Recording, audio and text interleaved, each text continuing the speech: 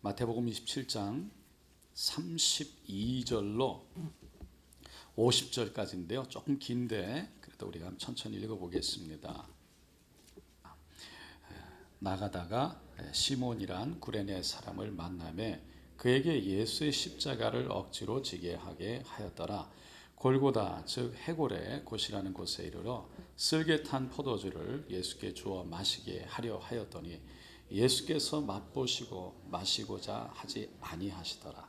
그들이 예수를 십자가에 못 박은 후에 그 옷을 제비 뽑아 나누고 거기 앉아 지키더라.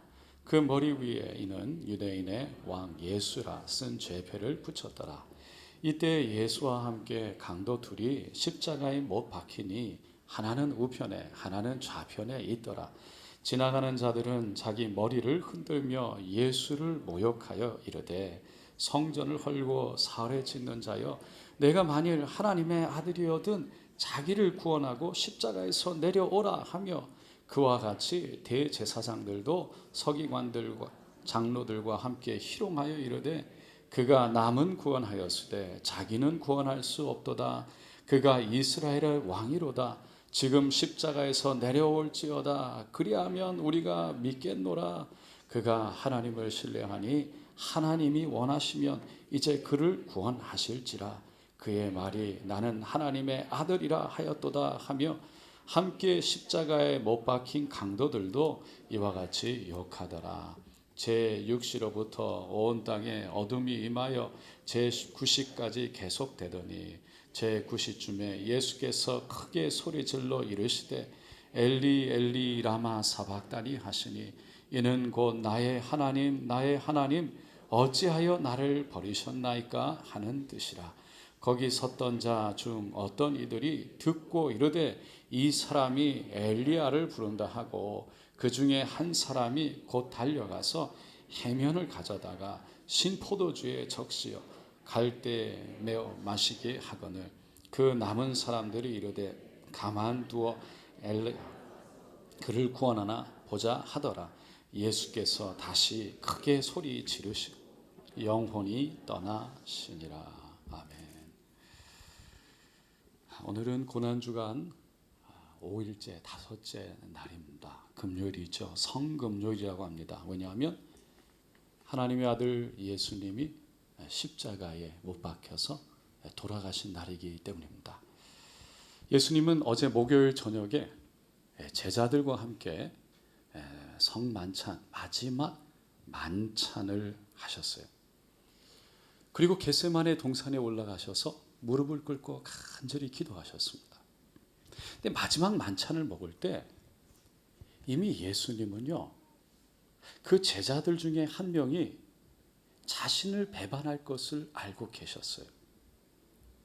베드로가 자신을 3번 부인하고 저주하고 돌아설 것도 아셨어요. 예수님이 잡히시던 그날 그 시간에 모든 제자가 예수님을 버리고 도망갈 것도 아셨어요. 근데 너무나 담담하게 그들과 함께 애찬을 나누셨어요. 그들 중에 자신을 배반할 그 사람과 그리고 자신을 저주하고 부인할 베드로와 자신을 버리고 도망갈 그 제자들과 함께 앉아서 애찬을 나누셨어요. 뿐만 아니라 성찬을 나누시고 그들을 축복하시면서 허리에 겸손의 수건을 두르시고는 그 제자들의 발을 하나하나 손수 닦아주셨습니다. 예수님은 제자들을 사랑하셨어요. 사랑하셨어요. 그래서 그들에게도 그 사랑의 모습을 보여주면서 그들도 나가서 그렇게 사랑하라고 하셨어요.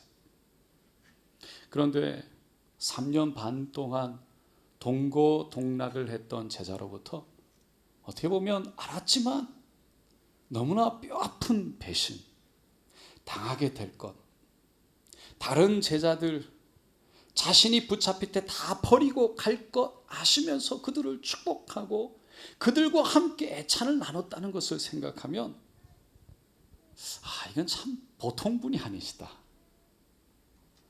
역시 하나님의 아들이시구나. 참 사람으로는 쉬운 일이 아니다 라는 걸 우리가 생각하게 돼요.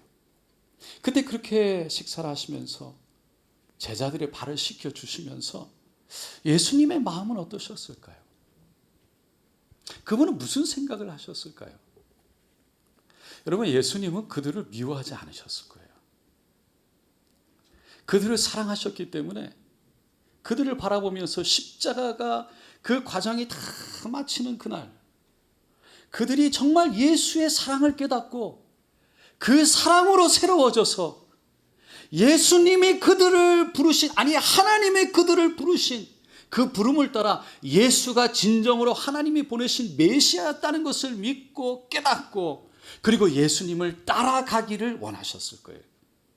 이렇게 제자들은 정말 평온한 가운데 사랑으로 대하셨지만 그 육체의 고통을 감당해야 되는 십자가를 앞뒀던 예수님의 마음은요, 그렇게 편하진 않으셨어요. 정말 힘이 드셨어요. 그래서 그 힘든 마음을 겟세마네 동산에 가서 제자 베드로와 그리고 세베대의 두 아들 요한과 야고보에게 이렇게 드러내 보이셨어요. 내 마음이 매우 고민하여 죽게 되었으니 너희는 여기 머물라 나와 함께 깨어 있으라. 예수님이 그 함께 기도하러 간 제자, 특별히 예제자 3명에게 부탁하셨던 거예요. 그런데요, 아무것도 몰랐던 제자들은요, 졸려서 잠을 자고 말았어요. 한참 기도하다가 제자들에게 오니까 또 자고 있었어요. 또 기도하다가 제자들에게 오니까 또 자고 있었어요. 3번이나 예수님은 기도하시고 오직 아버지의 원대로 되기를 원합니다. 간절히 기도하고 십자가를 받아줄 준비를 하고서는요, 마음의 준비를 하고는 일어나셨어요. 그 상황에서 마침내 예수를 잡으러 왔던 대제사장의 종들이와 사람들이요, 칼과 몽치를 들고 예수님 앞에 찾아왔어요. 유다가 앞장섰어요.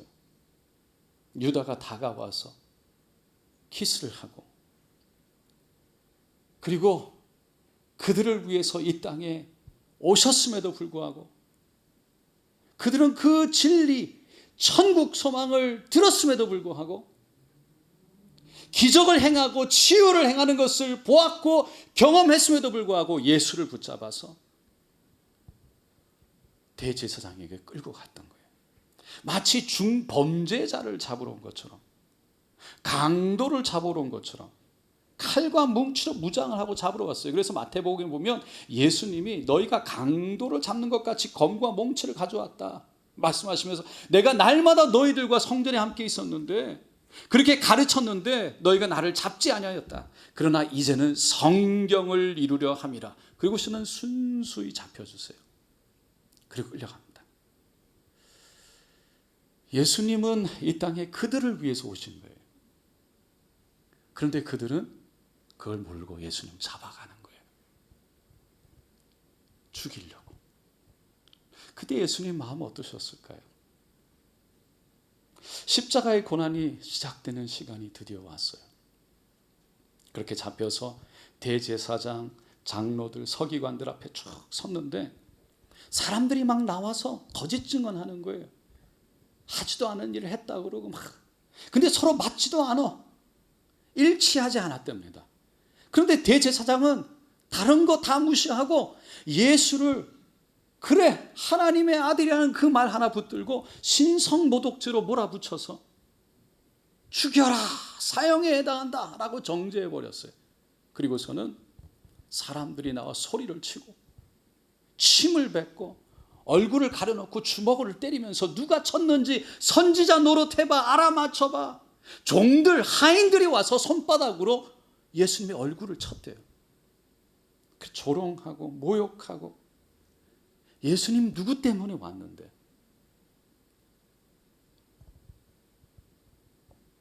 그리고는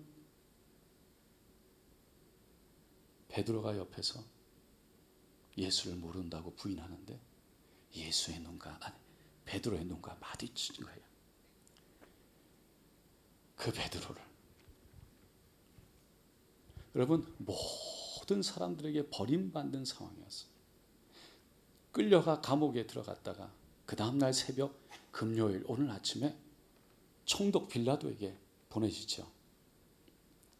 사형을 할 수가 없으니까 자기들이 로마 군대 로마 군인 총독에 의해서 사형 선고가 내려지기를 원했던 거예요.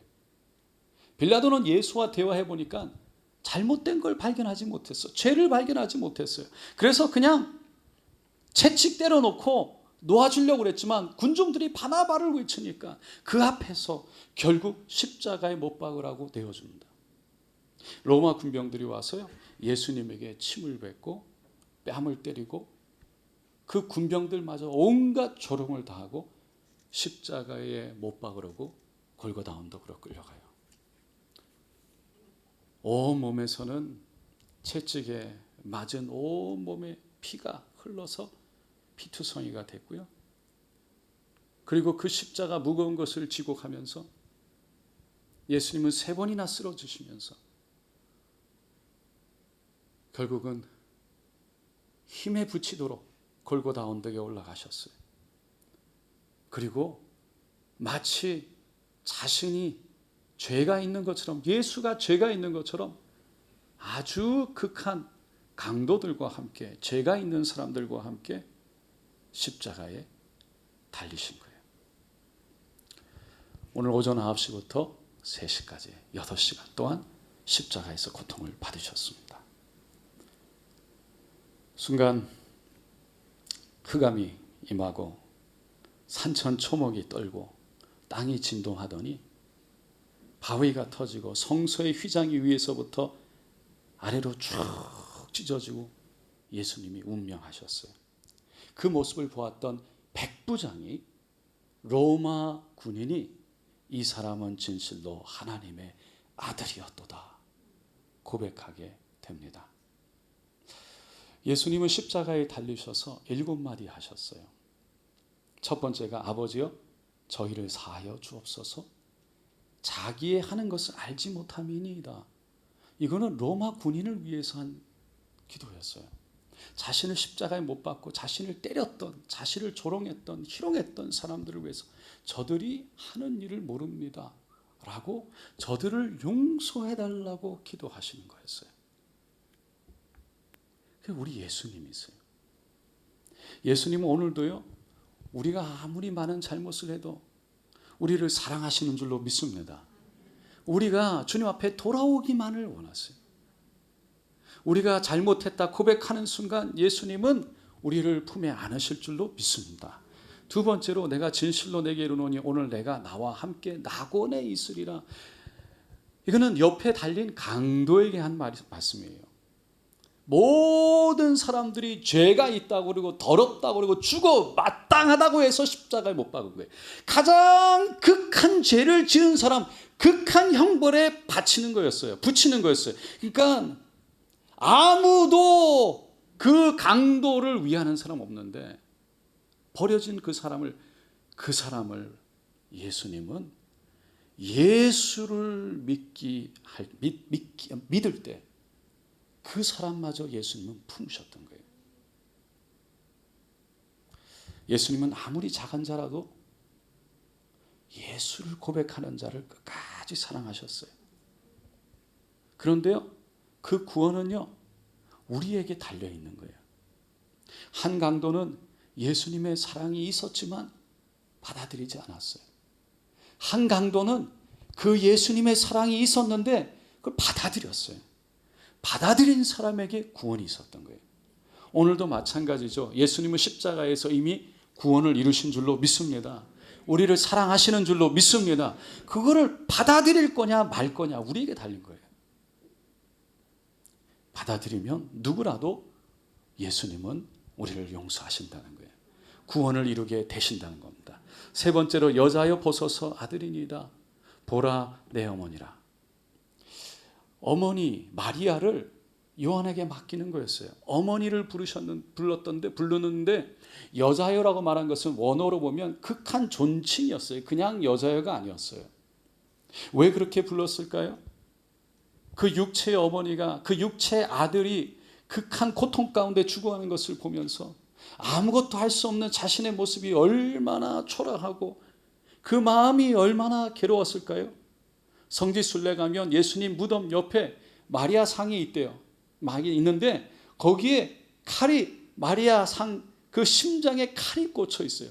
예수님이 돌아가실 때 그렇게 엄마로서의 그 칼이, 그 심장이 찢겨지는 것 같은 그런 고통이 있었다라는 거였대요. 그걸 표시해 놓은 거예요. 그래서 예수님이 그걸 아셨어요. 그러니까 여자여라고 불렀던 건 예수님을 배려했던 거예요. 그리고 그 어머니를 그냥 놔둔 것이 아니라 요한에게 맡겼던 거죠. 결국 자기가 지금 어떤 상황인데, 지금 자기는 너무 고통 가운데 있는데 십자가의 양 발과 발목 다 끊어질 처럼 아프고 온몸이 피투성이가 돼서 그 무게 가운데 눌려 숨쉬기도 힘든데 지금 어머니를 보면서, 다른 사람을 보면서 위로하고 배려하고 있는 모습이에요. 네 번째가 엘리 엘리 라마 사박다니, 나의 아버지 나의 아버지 어찌하여 나를 버리셨나이까. 하나님으로부터 버림받았어요. 육체적인 고통도 너무 컸지만 그보다 더 큰 고통은 하나님과의 끊어지는 거였어요. 왜? 예수님이 죄가 있는 것이 아니라 우리 모두의 죄가 예수님께 있었기에 하나님은 그 죄를 볼 수가 없었던 거예요. 그래서 그 예수님에게 고개를 돌리셨어요.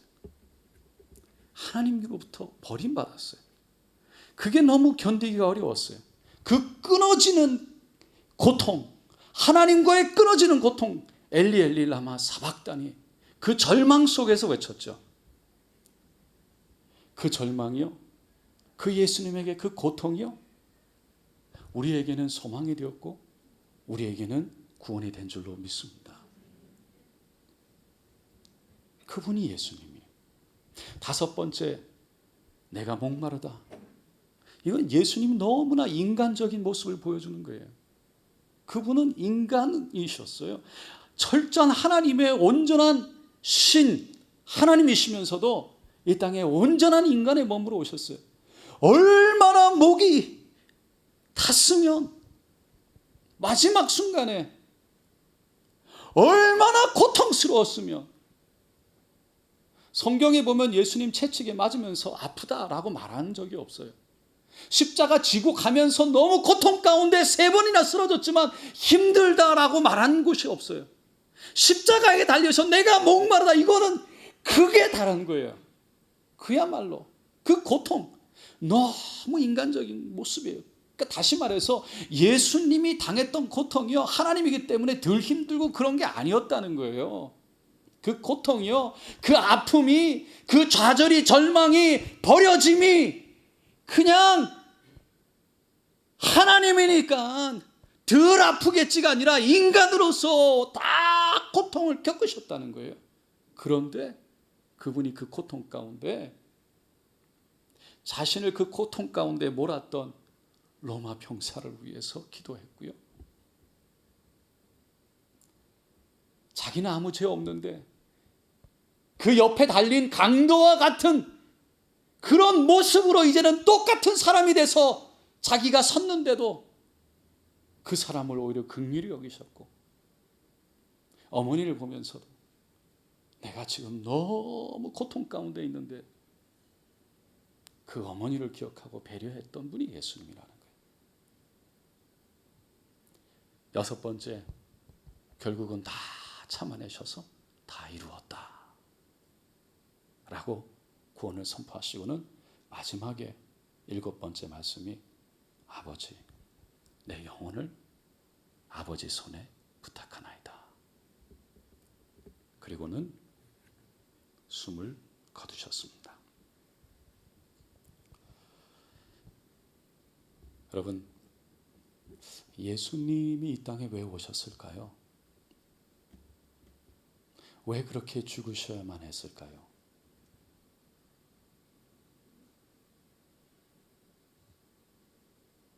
저 사람 때문에? 믿지 않는 사람 때문에? 죄가 많은 사람 때문에? 오늘 이 밤에 나 때문인 것이 깨달아질 수 있기를 축원드립니다. 왜 예수님이 오셔야 했나요? 사랑하기 때문이었어요. 예수님은 말 그대로 하나님이시니까 내려오려면 내려오실 수 있었겠죠.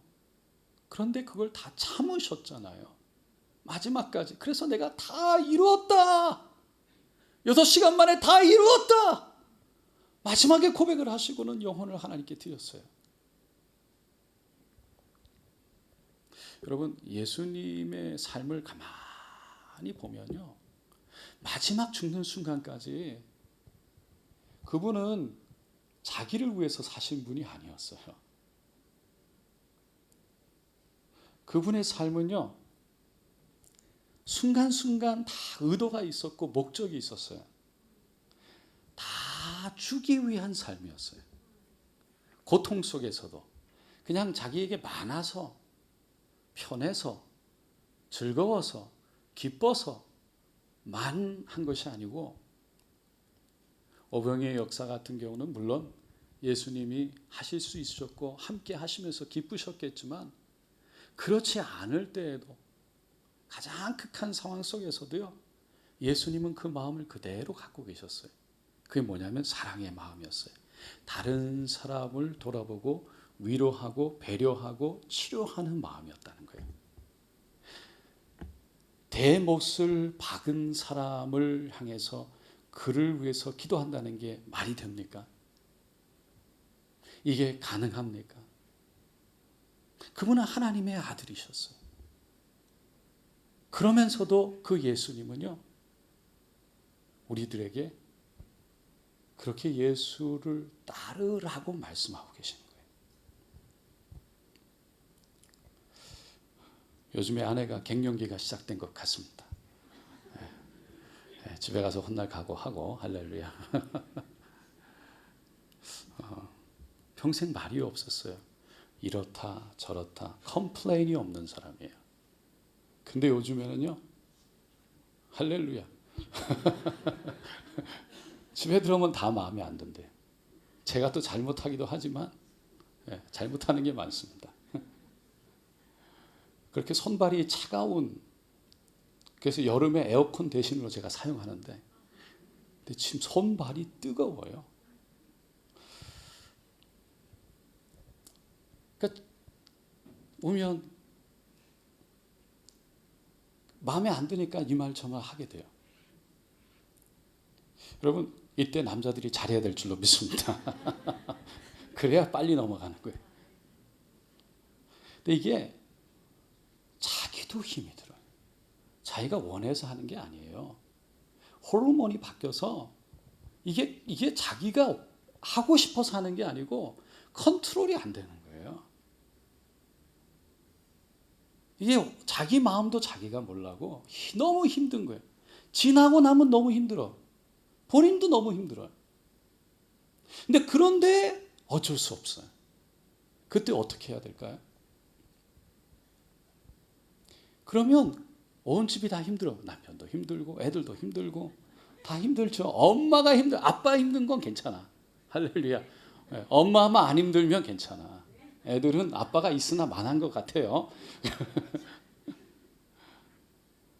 그런데 엄마가 흔들리면 아무것도 안 돼.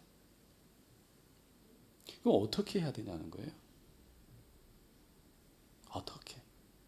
그리스도인들은요, 당연히 남편도 힘들고 애들도 힘들지만 힘들면서도 엄마를 붙들어 줘야 되고, 엄마도 힘들면서도 남편도 붙들고 애들을 붙드는 거예요.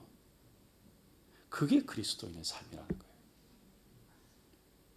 같이 힘들어요.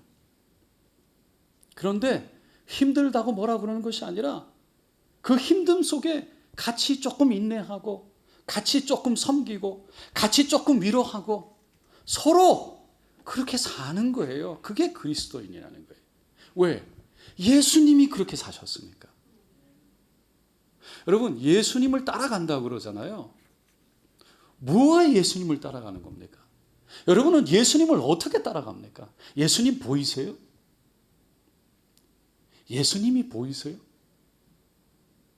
예수님을 따라간다는 건요, 예수님이 하셨던 일을 하는 것인데, 그거는 사람들을 위해서 섬기며 사는 게 예수님을 사는 거예요. 그래서 예수님도 말씀하신 거예요. 지극히 작은 자 중에 그 작은 자를 위해서 너가 섬기고 베푼 것이 그게 나한테 한 거라고 그러신 거예요. 그게 예수님을 섬겼다는 거예요. 지극히 작은 자에게 너가 베풀지 않고 섬기지 않은 것이 예수님을 섬기지 않은 것이라고 그랬어요. 근데 인생이란 힘들고 어려워요. 우리 가정에서도 힘이 들고 교회에 나와도 힘이 드는 거예요. 다 다르잖아요. 여기 200명 정도 돼도 다 다른 분들이 앉아 있어요. 서로 다 다른데 다른 사람들끼리 만났으니 얼마나 다르겠어요. 힘들겠어. 서로 내 거 주장하면 여기 같이 갈 사람 몇 없어요. 예수를 따른다는 게 뭔가요? 내 거 아픈데, 나 힘든데, 나 어려운데, 근데 다른 사람을 배려하고 섬기고 축복하는 거예요. 나를 통해서 복이 되는 거예요. 여러분, 교회를 섬긴다는 게 뭘까요? 교회 건물을 고치면 교회를 섬기는 겁니까? 교회는 뭡니까? 교회는 뭡니까? 할렐루야. 교회는 뭡니까? 여러분이 교회인 줄로 믿습니다. 내가 교회예요. 여러분이 교회예요. 우리 사람이 교회예요. 그래서 건물을 고치는 건 우리가 함께 예배드리고 서로 교제하고 하나님과 함께 우리가 기쁨과 감사를 나누기 위해서 그럴 때 의미가 있는 거, 그게 하나님 앞에 의미가 있는 거지. 건물이 중요한 게 아니에요. 교회를 섬긴다는 것은 사람을 섬기는 거예요. 내 것 조금 내려놓고 그 사람을 섬기는 거예요. 그게 교회를 섬기는 거예요. 그게 하나님을 섬기는 거예요. 오늘 이 자리에 직분자들 와 계신 거 알고 있습니다. 교회를 위해서 내가 헌신하겠다. 그건 다른 데 있잖아요. 내가 힘들고 아프지만, 내 마음이 안 들지만 그거 조금 내려놓고 다른 사람들을 위하는 거예요. 나 때문에 다른 사람들이 복 받는 거예요. 다른 사람들이 나 때문에 기뻐지는 거예요. 나 때문에 감사를 느끼는 거예요. 그게 하나님을 섬기는 거고 예수를 따라가는 거라는 거예요. 그거는 가정에서도 그렇고 교회에서도 그렇고 똑같아요. 이게 쉬우면 얼마나 좋겠습니까? 이게 쉬우면 얼마나 좋겠습니까? 그래서 이게 좁은 길인 거예요. 내가 아픈데도, 내가 컴플레인이 있는데도, 내가 힘이 든데도 다른 사람 손 내밀어서 위로하고 기도해 주는 거예요. 이게 쉬운 일이 아니에요. 그래서 좁은 길이에요. 아무나 갈 수 있는 길이 아니에요. 그런데 그게 예수님이 그렇게 사셨어요. 그게 예수님의 삶이에요. 다른 게 없어요. 그래서 복이 되는 교회예요. 복이 될지라. 그게 성경적인 삶이라는 거예요. 성경적인 삶. 우리 교회가 그렇게 됐으면 좋겠습니다.